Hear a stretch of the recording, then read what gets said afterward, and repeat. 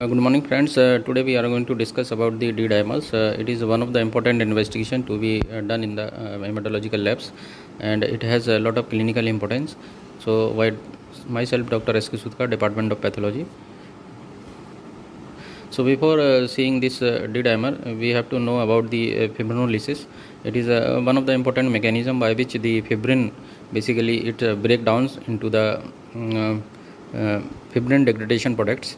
So here it is in the diagram you can see the mechanism. Basically it start with the release of tissue plasminogen activator, which basically release from the damaged or injured endothelial cells, and these tissue plasminogen activator basically they cleave the plasminogen which is entangled in between the clot molecules. So this plasminogen is basically a protein, and during the clot formation in this protein basically entangled in between the clot, and this entangled protein is cleaved by the tissue plasminogen activator or urokinase, and once this plasminogen is cleaved or it is converted into a active form that is called as plasmin, or here you can see in the diagram we can see the active plasmin, and this active plasmin basically it break down this fibrin clot into fibrin degradation products. So on the right side you can see there is a formation of fibrin degradation products. So D dimer is one of the important fragment of this fraction. So fibrin degradation product is basically formed by the activity of plasmin, and whatever the free plasmin is available in the circulation, blood or blood, it is basically combined with the alpha 2 antiplasmin molecules and form a complex, and basically it inhibit or inactivate the plasmin. So the inactivation is done by alpha 2 antiplasmin molecules. On the left side you can see the whenever there is a problem with the fibrinolytic system, the patient usually have the delayed type of bleeding, usually occur during the trauma, surgery or some dental procedures, and we can assess this fibrinolytic system by using few tests, and these tests were the EU globulin lysis time test and fibrin degradation product test and the D-dimer test. So these are the few tests by which we can assess the activity of fibrinolytic system. So EU globulin lysis time के बाद today we will discuss about the EU globulin lysis time. It basically measures the overall fibrinolysis, and the procedure is that we used to take the platelet poor plasma, and this citrated plasma or platelet poor plasma is basically mixed with the weak acids, and this causes the precipitation of EU globulin fraction. And this EU globulin fraction basically it includes the fibrinogen, plasminogen and plasminogen activators, and to this fraction is basically resuspended in the borate solution, and the clotting mechanism is activated by the addition of calcium chloride solution at 37 degrees centigrade, and we can note the subsequent amount of the clot which is basically lysed by the activity of plasmin, and we can record in every 10 minutes till the complete lysis of this clot occurs. So this is how we can assess the EU globulin lysis time. The normal EU globulin lysis time is around within 90 minutes to 6 hours, and in a certain condition it basically increased, or in a certain condition it is basically decreased, and whenever there is increased activity of fibrinolytic system. So once this fibrinolytic system is increased, basically the EU globulin lysis time is decreasing, and this is basically seen in conditions such as trauma, surgery, liver cirrhosis, in which we can see there is a decreased tissue plasminogen activator clearance. So liver cirrhosis is one of the cause in which there is a decreased EU globulin lysis time, and hereditary deficiency of fibrinogen, leukemias, prostatic cancers. Apart from this, we can also see this decrease in the EU globulin lysis time in cases of the therapeutic agent which we used to give for the thrombosis, such as streptokinase, urokinase and tissue plasminogen activators. So in these all situations there is an increased activity of fibrinolysis and there is a decrease in the euglobulin lysis time. Now we will discuss about the D-dimers, and the D-dimers are basically, they are the protein fragments which usually formed by the breakdown of the clot, and this process release basically when this clot is break down into fibrin degradation product, and one of the product of this fibrin degradation product is the D-dimer. So D-dimer is considered to be more specific for the fibrinolysis as compared to the fibrin degradation product test. So here on the right side you can see the fibrinogen molecules which are basically cleaved by the thrombin, and it will form the fibrin monomers. So here you can see the fibrin monomers, they are formed, and these fibrin monomers basically they polymerized by loose covalent non-covalent bond. So in the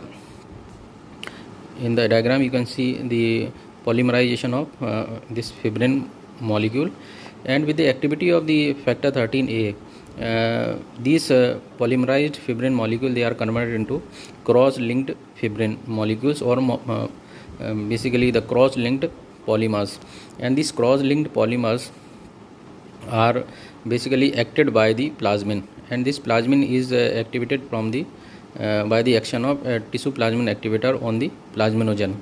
So this plasmin basically degraded this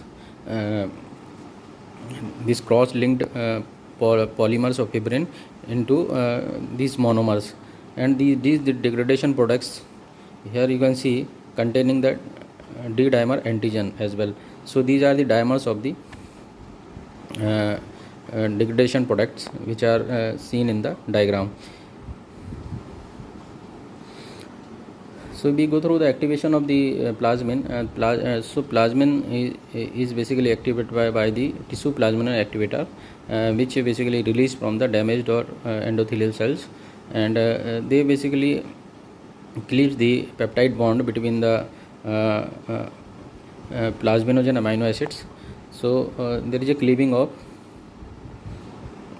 this plasminogen molecule, and these basically tissue plasmin activator, they are released from the as I said, they are released from the damaged endothelial cells, and they convert this plasminogen, which is basically entangled in between the clot, and this entangled plasminogen is converted into plasmin.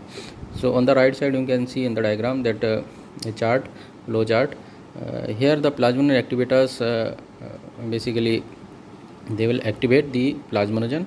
So urokinase, streptokinase, staphylokinase, and these are all are plasminogen activators, and they will convert this plasminogen into active plasmin, and once this active plasmin is converted, it will cleave the fibrin polymers into fibrin degradation product.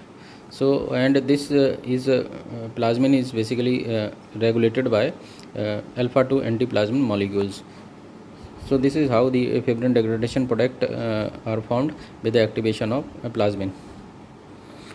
So if we measure this D-dimer, so we can here we will basically know about this quantitative latex agglutination method for the assessment of D-dimers.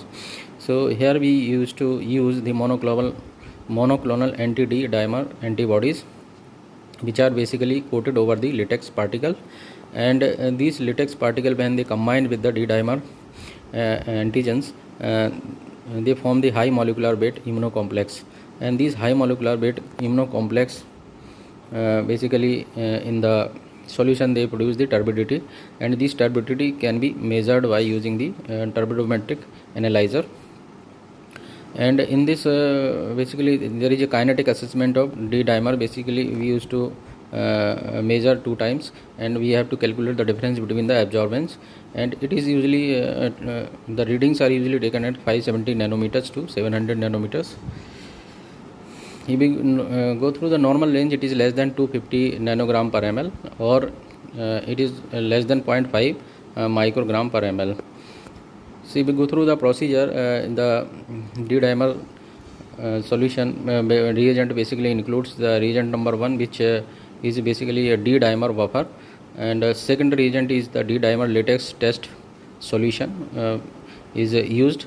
And here we can see the samples. It is taken around 12 microliter in a test tube, or that is the sample which we used to take, and we will add to this the D-dimer buffer. It is around 100 microliter, and to this we will add the reagent number 2, that is D-dimer latex coated antibody coated solution, and it is also added around 100 microliters, and we will observe the absorbance.